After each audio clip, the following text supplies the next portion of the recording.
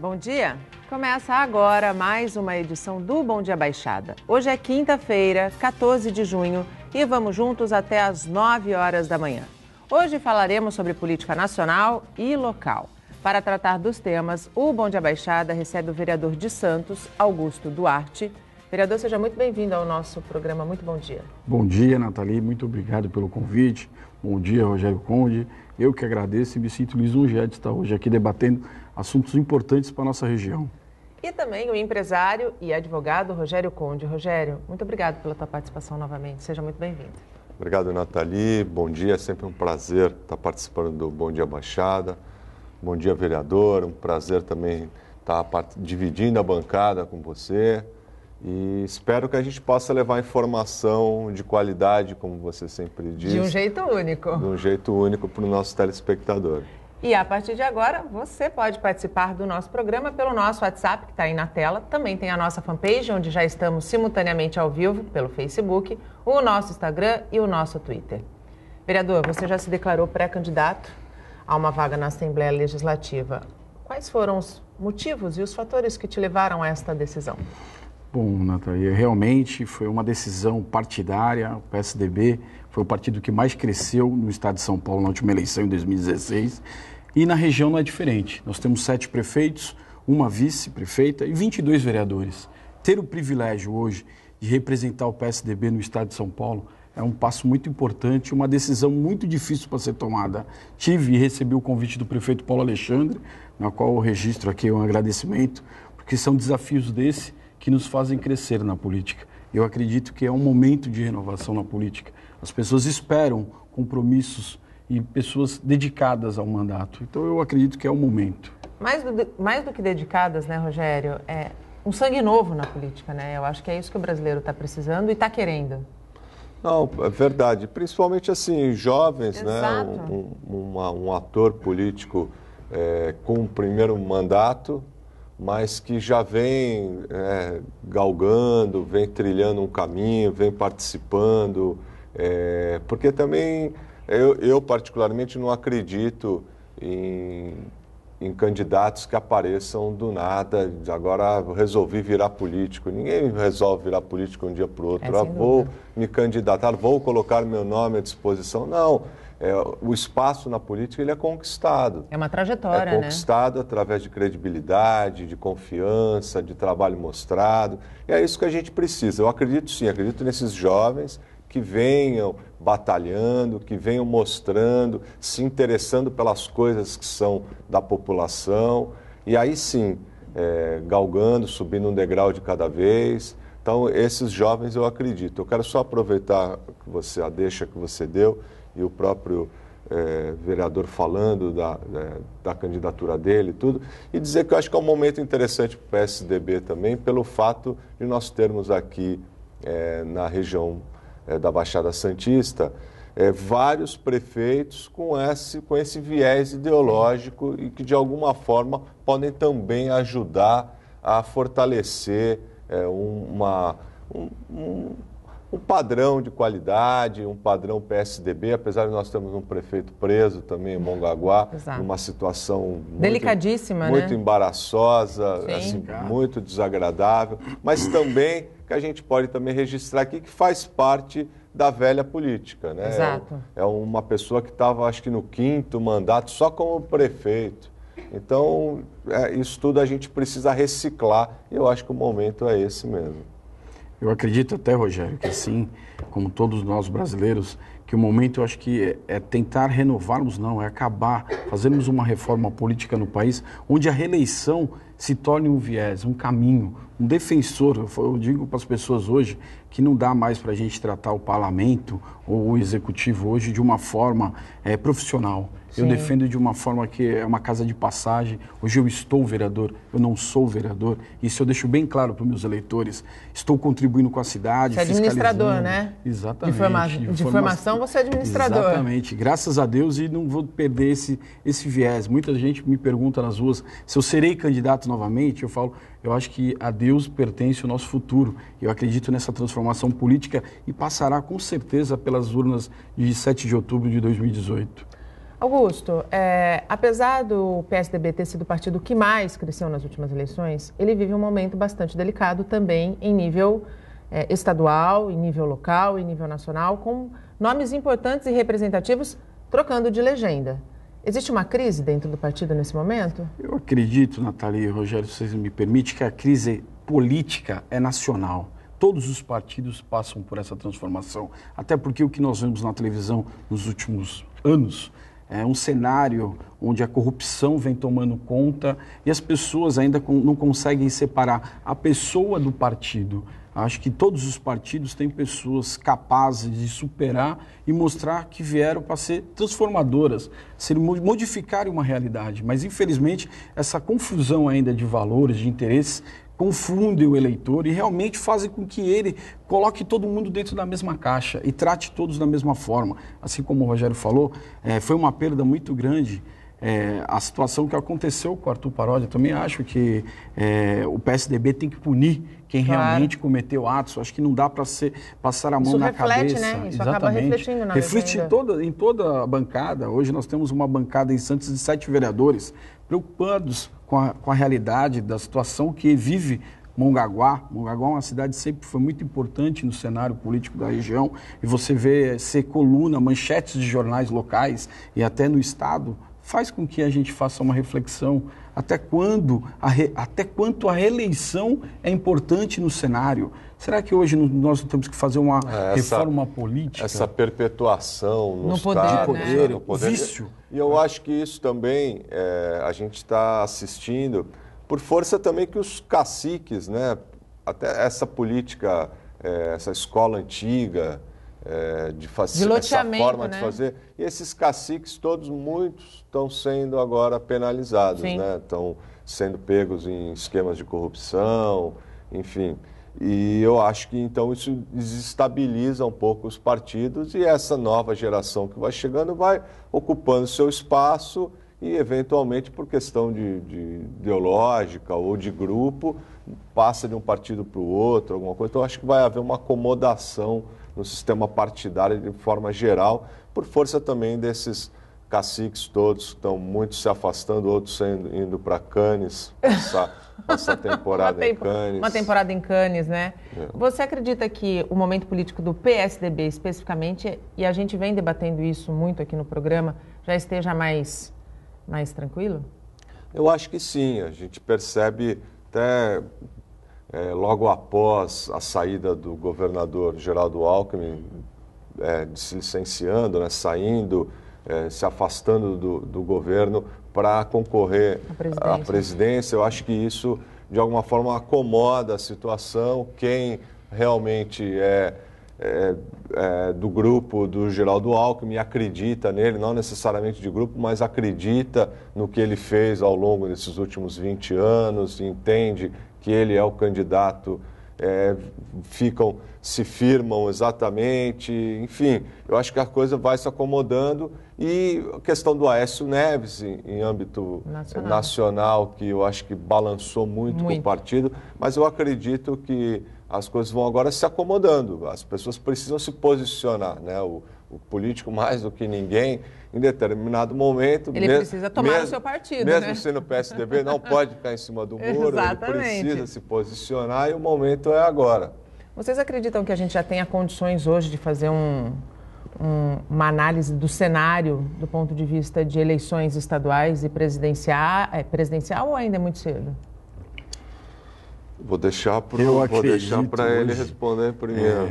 Vou ser bem sincero, Nathalie, telespectador. Eu acredito hoje que nós temos, sim, um cenário positivo. Eu acho que hoje o Geraldo Alckmin é uma alternativa para aquele eleitor conservador que acredita que a experiência pode levar o país. O país já arriscou muito, já se aventurou muito, escolhendo candidatos que às vezes não estivessem preparados para enfrentar os desafios. Hoje a nossa economia é um grande desafio, então não adianta as pessoas se postularem candidatas e não terem o mínimo de conhecimento do que é a economia do nosso país. Vai ser um desafio muito grande para o próximo presidente. Não dá para deixar só na mão de um expert, né? Exatamente. Tipo, eu contrato uma equipe muito boa e tudo se resolve. E na verdade, assim, eu até brinco com as pessoas, hoje vai ter até você, no momento, eu acredito que o PSDB precisa retomar e resgatar a sua origem, os seus valores. Muito difícil neste momento de crise a gente falar disso, mas realmente ainda existem peças fundamentais nesse processo e que eu acredito que serão transformadores e importantes nessas eleições. Você concorda, Rogério? A gente já tem um possível cenário político aí desenhado? Olha, a gente já tem o cenário colocado, né? As peças estão na vitrine. Eu eu tenho certeza que os debates vão ser bons.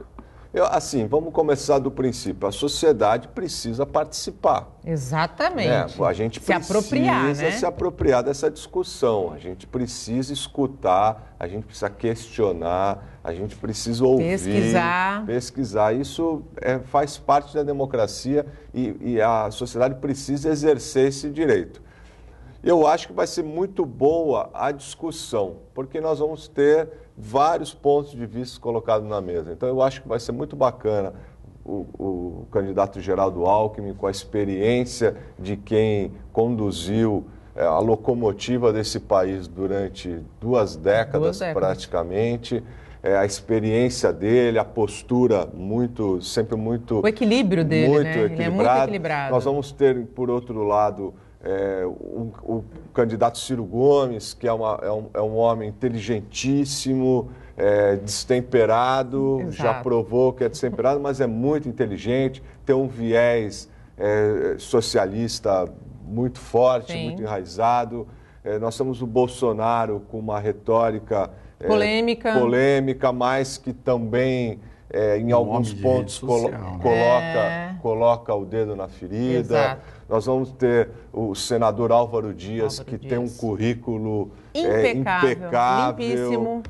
Saiu também como um gestor aprovadíssimo, com mais de 70% no estado dele. Então, eu acho que essa discussão, eu acho que vai ser um momento fértil para a sociedade escolher exatamente que caminho ela quer para o país. Não dá para dizer que não há opções, né? Isso é democracia. Claro, isso é democracia. Claro.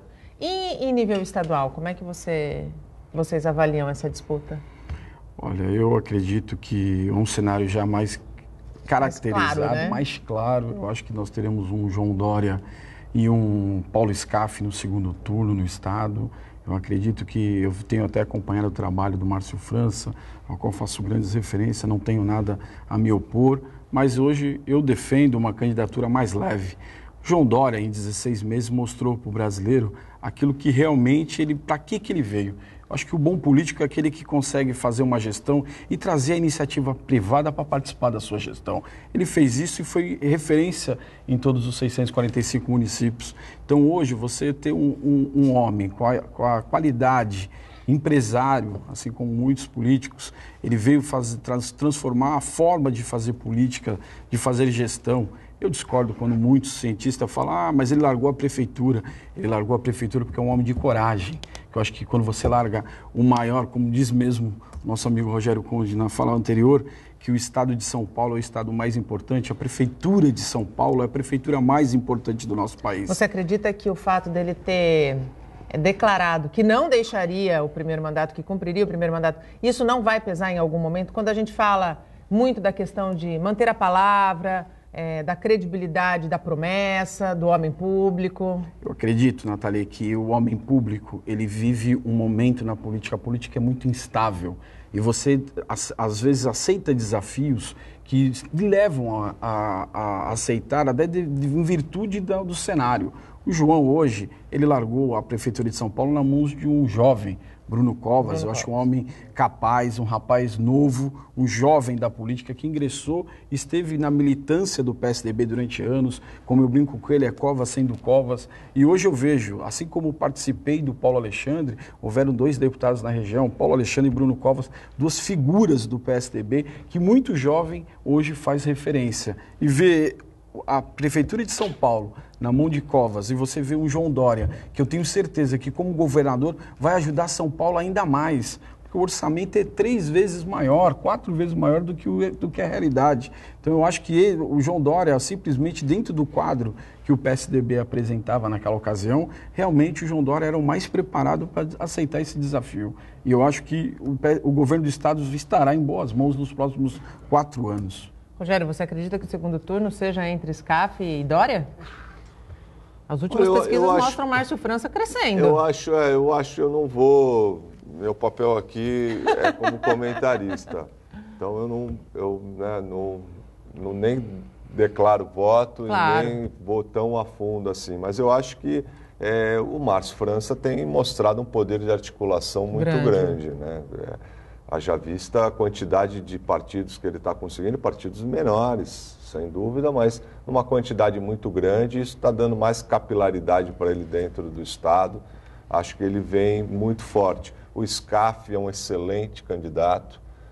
Eu acho que é uma pessoa também que já demonstrou um poder de aglutinação muito grande, ele realmente é um gestor. É um gestor. Né? O Sistema S é a maior organização do mundo. Exato. Nesse sentido. E ele está à frente desse sistema e de forma muito positiva. Sim.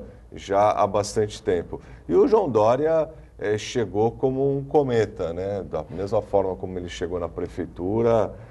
Eu acho que foi uma pena a gente não ter tido tempo realmente para avaliar exatamente um governo completo. Eu acho que isso não é positivo para ele. Eu acho que isso talvez dê munição para os adversários questionarem em algum momento, uma série de coisas, mas é um cometa, tem a forma dele pessoal, ele é muito carismático, né? Nós mesmos tivemos a oportunidade de participar de uma tarde com ele e fizemos uma entrevista com ele, passou aqui no Bom Dia Baixada. Sim. Aliás, Nathalie, parabéns, ficou muito boa a entrevista.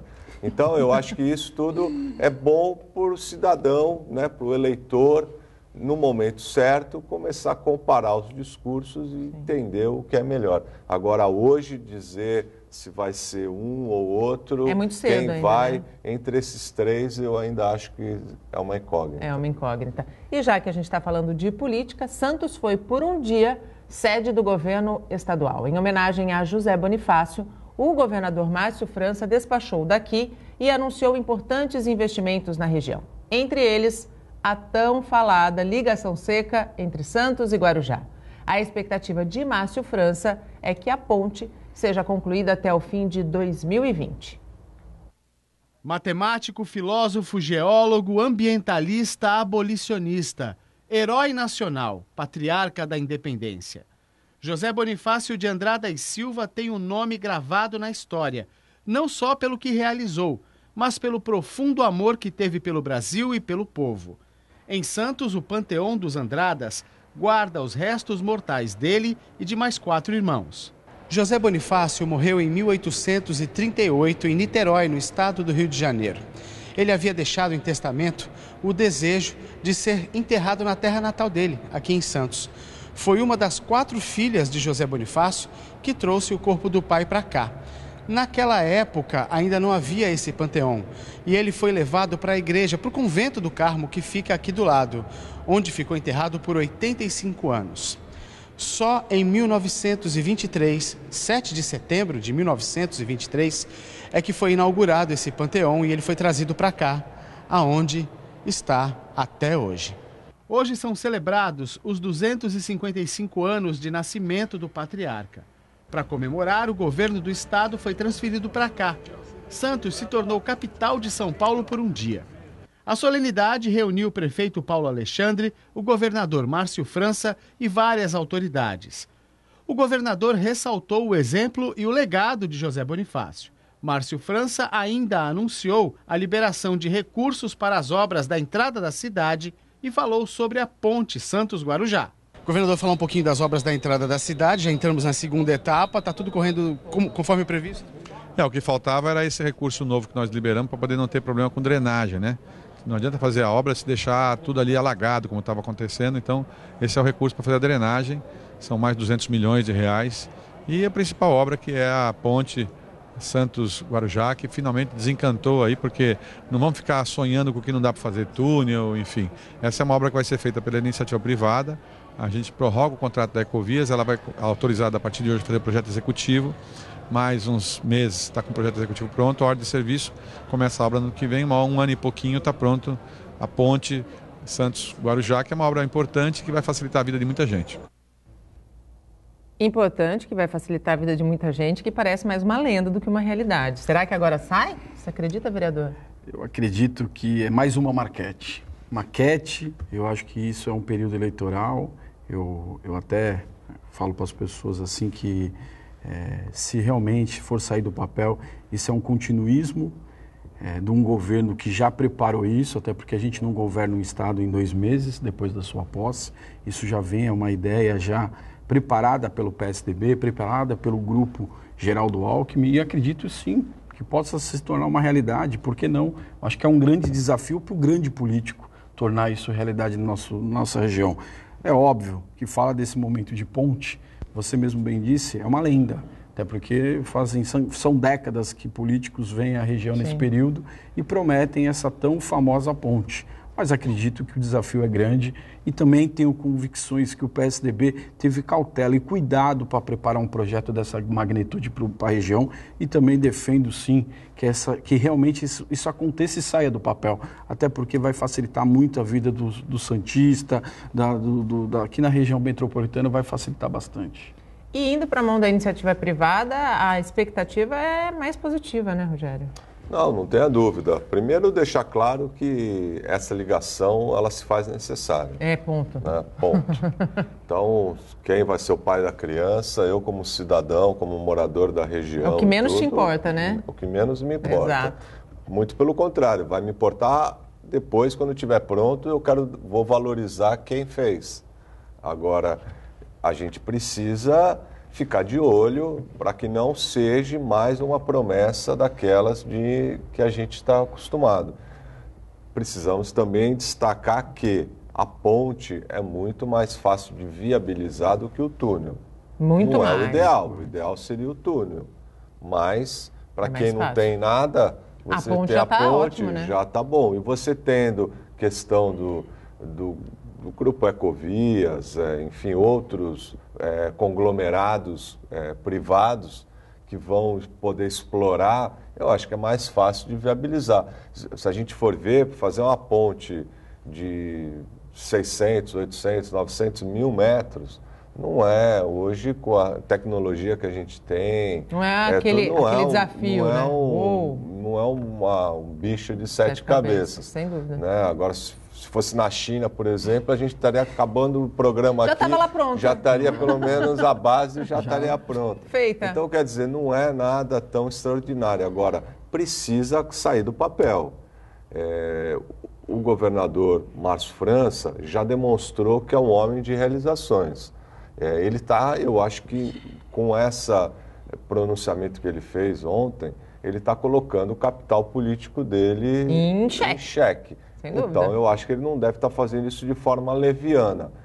Agora, a gente pensou isso também quando veio o José Serra. Sim. Enfim, a gente vem acompanhando isso. Espero, para o bem da população da região, que realmente essa obra saia do papel.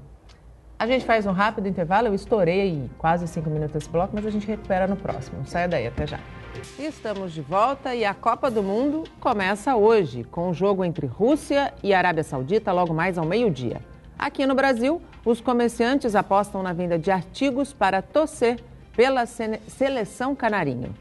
Tem tudo o que você imaginar: brincos, colares, pulseira, maquiagens, bandana, chapéus, camisas e um monte de coisas que fazem barulho.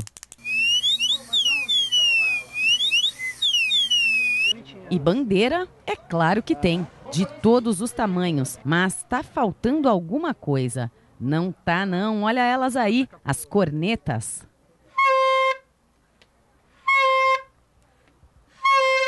Nesta loja, até as vendedoras já entraram na Copa. Todo mundo a caráter. E o dono também. Seu Pascoal comprou mais de 1000 itens só com o tema do Brasil. De R$1, R$2, R$5, R$10. Ornamentação para loja, para casa. Pra você deixar bonito e barato. A gente frisou bem. Preço acessível para que a gente possa vender mais e conseguir, né, a época de hoje, conseguir atingir o que a gente espera, né? As vendas estão aumentando a cada dia. Seu Pascoal acredita que a Copa do Mundo vai ser um sucesso. Já começamos a vender bem, já faz um mês que estamos vendendo e eu tenho boas expectativas. Eu acho que vai ser muito bom. Já nesta loja, o foco são os acessórios femininos. Mas o clima de Copa do Mundo não ficou de fora e está ajudando a alavancar as vendas. Tá tudo no precinho. Tipo, a gente pode torcer sem gastar muito. Com R$30 a gente já consegue animar o Brasil aí. No domingo, dia da estreia da seleção brasileira na Copa, que vai jogar contra a Suíça, todos os parques ecológicos de Santos funcionam em meio período. O jogo está marcado para as 3 da tarde. Aquário, Orquidário e Jardim Botânico abrem das 9 da manhã à 1 da tarde. A gente traz o Hexa? Vou começar com você. Futebol é com você. Não, é difícil, né? É o que a gente estava conversando. Nossa seleção, como é que você avalia a seleção está muito boa. Nós temos uma seleção muito competitiva, realmente de bons jogadores que estão jogando, já estão entrosados. Isso é importante, importantíssimo, né? Mas é um campeonato curto, né? Então você pode ter uma lesão de algum jogador importante e acabar comprometendo o esquema. Não dá para dizer, olha, vai ser isso, vai ser aquilo. Nós temos outras boas seleções na mesma competição, mas eu estou muito otimista. Eu acho que o Brasil deve chegar na semifinal, tem tudo, é um dos times que tem tudo para chegar na final. Exato. E eu como brasileiro, eu torço, eu tenho escutado muitos outros comentaristas em vários programas dizendo, olha, o país desse jeito e agora, eu acho que uma coisa não tem nada a ver com a outra, é o esporte faz bem para a cabeça, faz bem para o coração. E as pessoas basta não se alienar, né? Exatamente. As notícias estão aí, vão continuar acontecendo.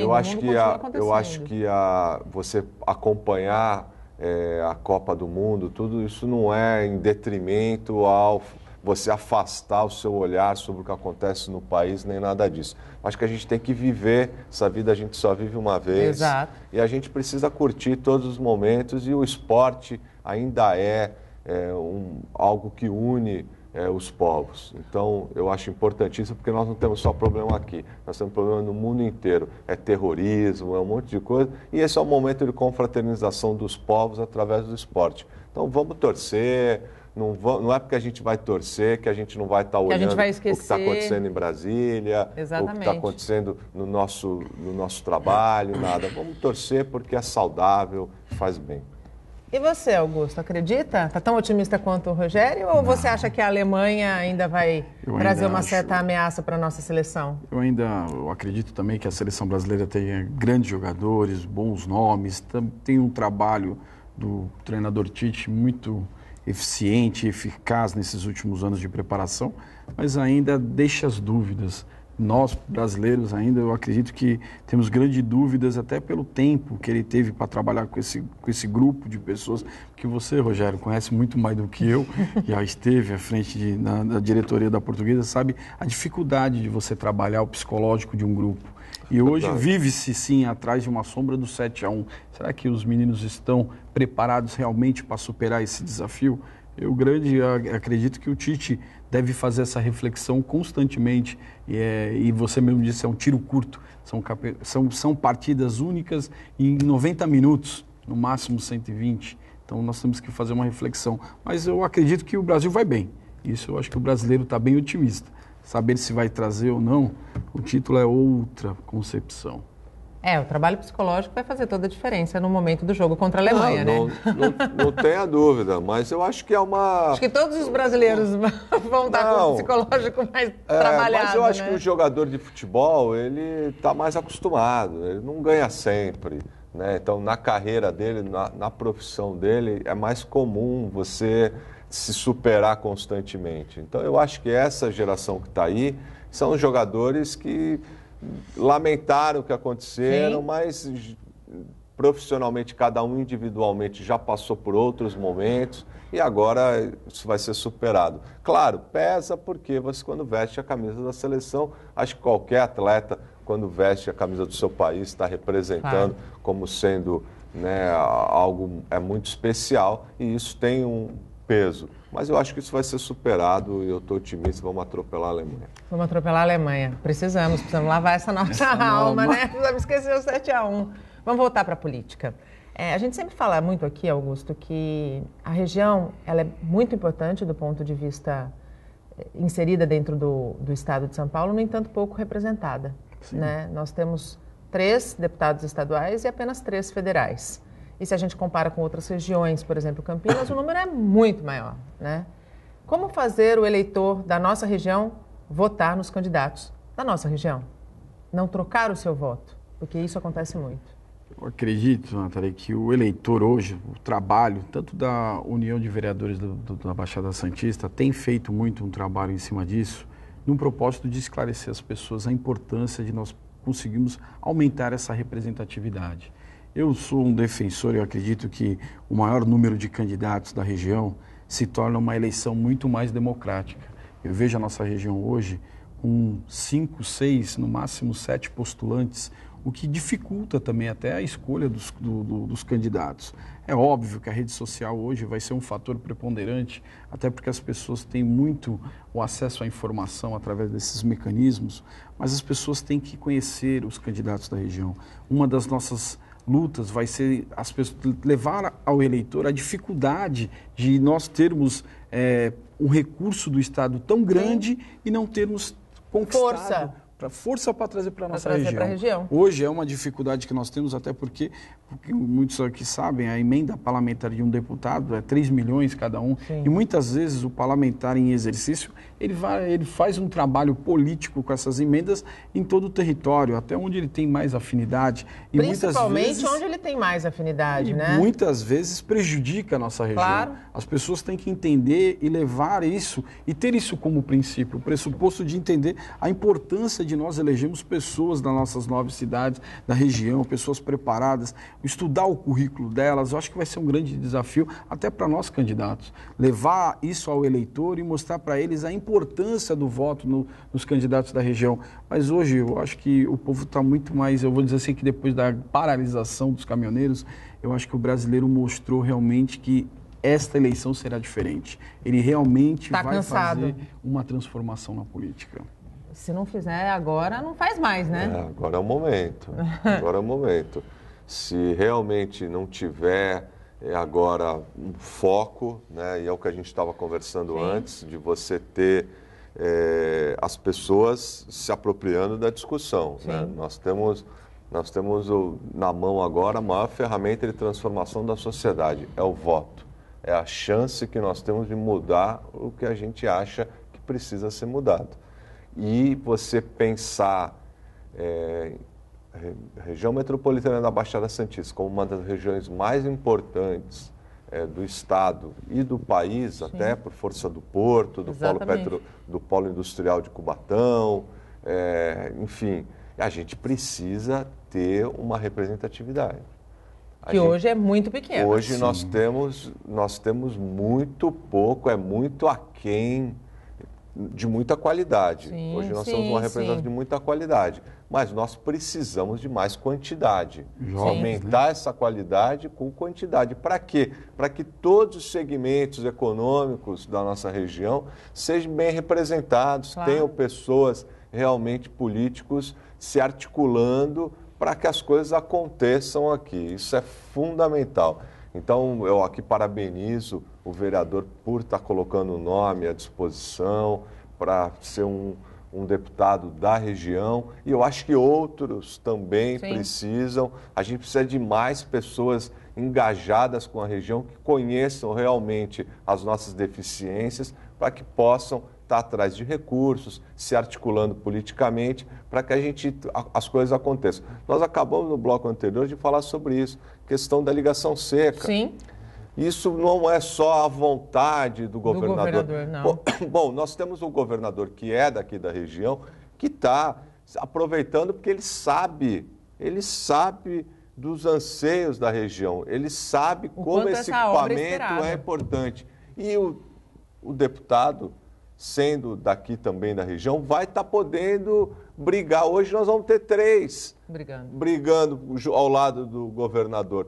3 no universo de tantos. 94. A gente precisaria ter muitos outros deputados da região, né, podendo realmente, dando força para o governador, correndo atrás dos outros gabinetes, dos departamentos todos para viabilizar financeiramente a obra, de projeto que seja um projeto realmente que atenda à necessidade. Nós vamos ter talvez a questão ambiental, que vai precisar, sempre precisa ter. Então, a gente precisa ter esses representantes, esses atores políticos trabalhando. Só 3 realmente é muito pouco. O município não tem os municípios não têm força para fazer tudo sozinho, não tem jeito. O Bom Dia Baixada vai para mais um rápido intervalo, a gente volta em menos de 3 minutos. Não saia daí, até já. E estamos de volta e chegamos ao último bloco do nosso programa. Participam do Bom Dia Baixada desta quinta-feira o vereador de Santos, Augusto Duarte, e o advogado e empresário Rogério Conde. Ainda dá tempo de você participar do nosso programa pelo nosso WhatsApp, que está aí na tela, pela nossa fanpage, onde estamos simultaneamente ao vivo desde as 8 horas da manhã, pelo nosso Instagram e pelo nosso Twitter. Voltando a falar um pouquinho de política, Augusto,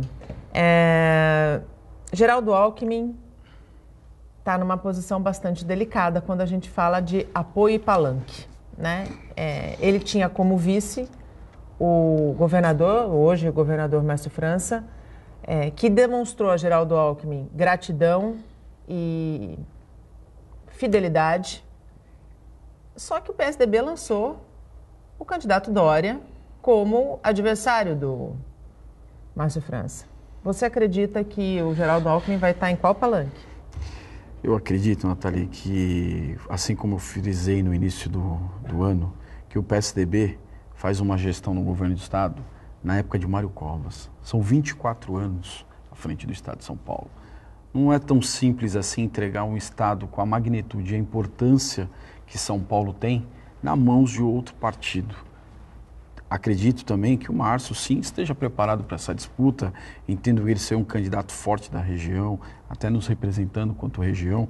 Mas eu acho que hoje, nós, tucanos, eu milito no PSDB há 16 anos, Nathalie. Fui de ônibus para Brasília, sem ar-condicionado, para bater palma para Fernando Henrique, para José Serra, para Geraldo Alckmin. E hoje ver o partido meio que dividido com esse princípio, grandes figuras, grandes postulantes, deixando a legenda, pessoas que têm uma característica, que têm uma identidade do PSDB de fundação, me preocupa sim. Só que eu acho que a política passa por uma transformação. Assim como nós iniciamos a fala, eu acho que hoje estão surgindo novas lideranças internas partidárias. Eu acho que trabalhar o partido é importantíssimo. E eu acredito que o Geraldo terá habilidade suficiente no momento certo de subir num único palanque e respeitando, sim, claro, o adversário Márcio França, como a gente sempre colocou, é uma pessoa muito capaz, mas eu acho que hoje é um momento de união.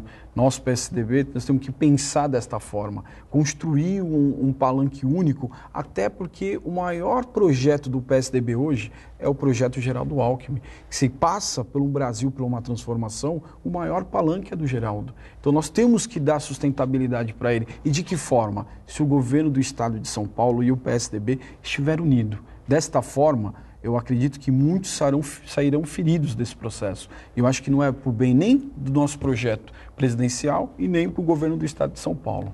Tem pouco tempo para essa união acontecer, né?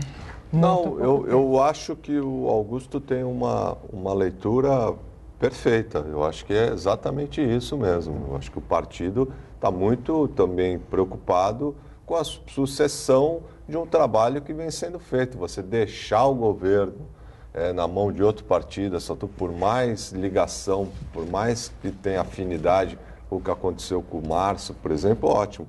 Agora, o Augusto só esqueceu de colocar, salvo se não quiserem passar a perna no Alckmin na última hora, né? Porque a gente sabe, especula-se, né? A gente sabe que o Alckmin está dando uma patinada nas pesquisas, né?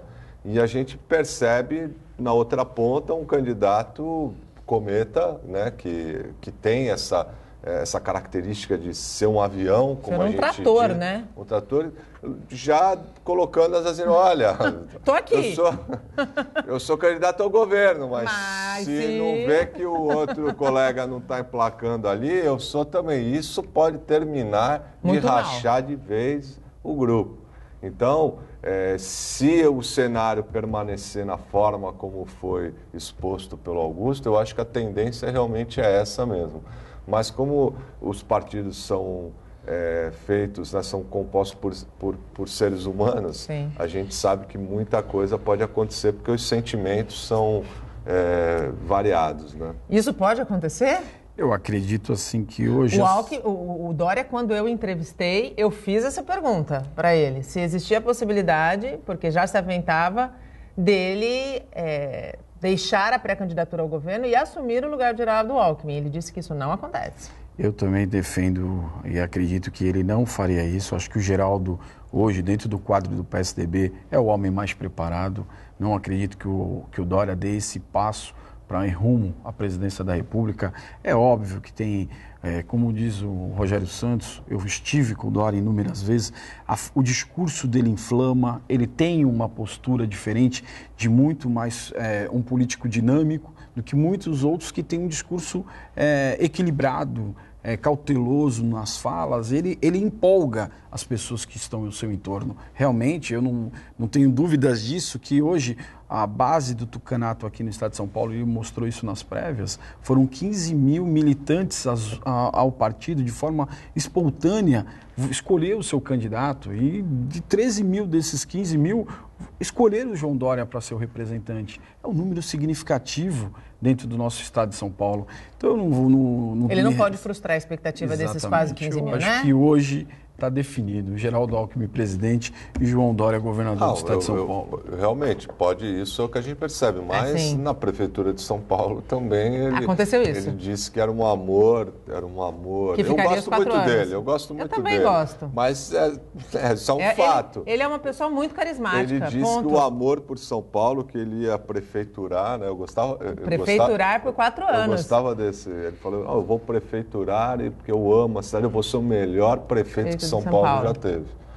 Mas a situação levou. Então, eu espero realmente que as coisas aconteçam, porque eu acho, até porque a gente que acompanha a política sabe que é o momento do Geraldo Alckmin, né? Aquela questão... Uma carreira construída. Uma carreira construída.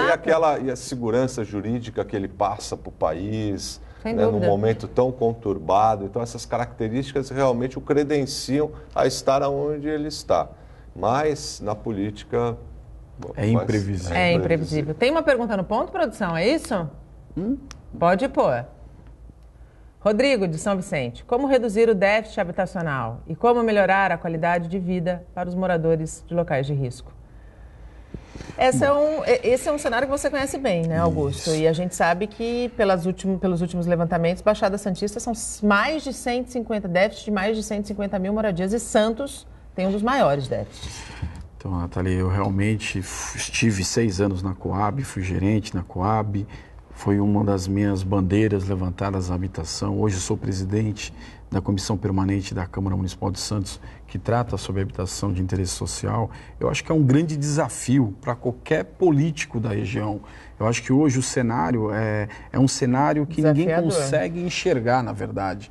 Eu brinco hoje que, dentro dos meus trabalhos no início do meu mandato, foram inúmeros questionamentos referente à realidade que o município hoje tem. O nosso Plano Municipal de Habitação, vou fazer como referência a Santos, foi aprovado e foi analisado em 2008. Será que não está no momento da gente rever esse Plano Municipal de Habitação? Hoje nós temos um último levantamento socioeconômico na região e topográfico de toda a extensão do dique da Vila Gilda, onde foi feito em 2010. Hoje nós estamos em 2018, passaram-se 8 anos, muita coisa mudou, muita coisa modificou, e eu acredito que o poder público tem que fazer um estudo a nível regional. Essa discussão tem que ser tratada dentro da AGEM, os municípios de maneira metropolitana. Cada um no seu município as suas dificuldades, até porque Santos, a gente sabe da dificuldade de encontrarmos áreas, tanto que nós temos um empreendimento que é referência, que é o Tancredo Neves, onde 1.120 famílias serão removidas de Santos e serão realocadas dentro do município de São Vicente.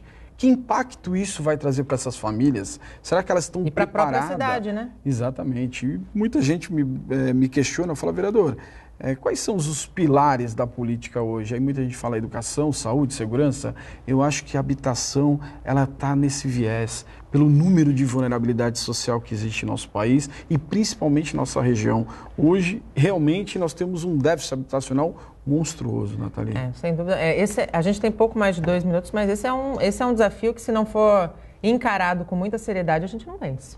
Não, exatamente. E os gestores precisam, cada um, dentro das características, das peculiaridades das suas regiões, das suas cidades, encontrar meios, né? A gente agora debateu junto com o Conselho Municipal de Desenvolvimento Urbano, né? Eu represento a Associação Comercial nesse órgão, foi alterada, está sendo alterada, foi para a Câmara para votar. Sim. A Lei de Uso e Ocupação do Solo, onde a gente precisa fazer com que as ideias saiam do papel de verdade. Nesse caso, estão saindo, que é um incentivo à construção civil, à iniciativa privada que faça. Então, por exemplo, agora, se aprovado for, no centro da cidade, por exemplo, social, né? Você vai poder construir um prédio sem garagem, sem ter aquela obrigatoriedade de ter uma vaga por unidade. Para quê? Para baratear, para facilitar, para, de repente, aquela família onde as pessoas trabalhem próximo ao centro, não precisem de carro, possam se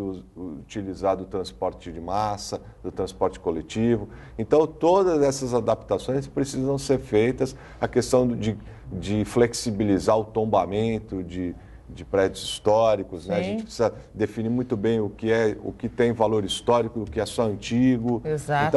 Então tudo isso, então é muito importante que a gente tenha o gestor, né, o político, tudo com esse olhar para a habitação, porque realmente é uma questão de dignidade humana. Sim. E, ao mesmo tempo, fazer com que dê condições para que a iniciativa privada também atue de forma mais contundente para tentar amenizar um pouco essa problemática que não é realmente só nossa, é do Brasil inteiro. É do Brasil inteiro. É andar de mãos dadas. Vereador Augusto, muito obrigado pela tua participação. Sucesso nesse teu desafio na corrida a uma vaga na Assembleia Legislativa. Eu, particularmente, defendo a importância e a necessidade da renovação na política, porque senão a gente não vai deixar de viver o mais do mesmo. Muito obrigado pela tua participação. Quero agradecer, Nathalie, ao Rogério Conde, por essa manhã proveitosa de debates importantes da nossa região. Quero agradecer também a você, telespectador, que nos acompanha dia a dia na sua residência, seja na Câmara Legislativa, seja através das redes sociais. Eu acho e quero deixar bem claro aqui, é um grande desafio para nós políticos em 2018 levarmos a verdade e o fato de que a mudança se faz necessária em todo o país. Sem dúvida nenhuma. Rogério, mais uma vez, muito obrigado pela participação aqui conosco. Eu que agradeço, mandar um abraço para todos os telespectadores, desejar um bom início de Copa do Mundo para todo mundo e um abraço especial ao vereador, que ele tenha sucesso nessa empreitada nova. Eu fico muito feliz de ver pessoas de bem ocupando os espaços, porque se as pessoas de bem não entrarem para a política, os maus se perpetuam. E não é e o que a gente quer é isso. A gente quer ver sangue novo, a gente quer ver pessoas de bem comprometidas com a cidade, com a região. Então eu desejo grande sucesso a você. Obrigado, professor.